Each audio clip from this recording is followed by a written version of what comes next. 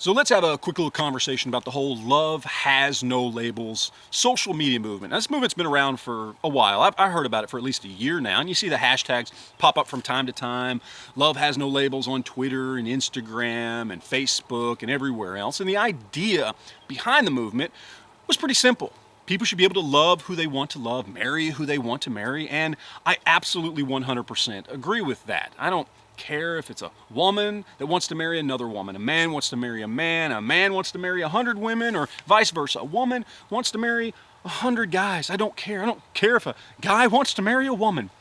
I don't care, and I don't think anybody should. I mean, even the most hardcore, right-leaning Christian conservative shouldn't care. It should not affect you and your faith. If you believe in God, if you believe those things are wrong, if you believe that marriage is between a man and a woman, you can have those beliefs. And I believe you should be protected in those beliefs. But why should you try to force your beliefs on other people? You shouldn't, any more than you want them to force their beliefs on you. So I am 100% on board with the whole ideology of where love has no label started. But here's the problem. Here's the real problem. You see, recently, they've kind of jumped the shark. They've kind of expanded their horizons. Case in point, watching a YouTube video the other day, and right before the video comes on, there's an ad from Love Has No Labels. John Cena walking up the street talking about we should be able to love who we want to love. But more than that, he goes into we should respect each other's religions. We should respect each other's political beliefs. And here's where I take issue with that. This whole kumbaya attitude, this we should all respect each other and get along, we have to share this country, this whole thing that not just the Love Has No Labels movement is doing, but a lot of these organizations, a lot of these movements coming from the left, from the Democrats, from the liberals, a lot of them are starting to spread this we should all get along kumbaya attitude. Here's my problem with it. Where was this attitude 8 years ago? 4 years ago, 6 months ago? Where was this we should all get along and respect each other's religious beliefs, respect each other's political beliefs? Where was this attitude then? It wasn't there.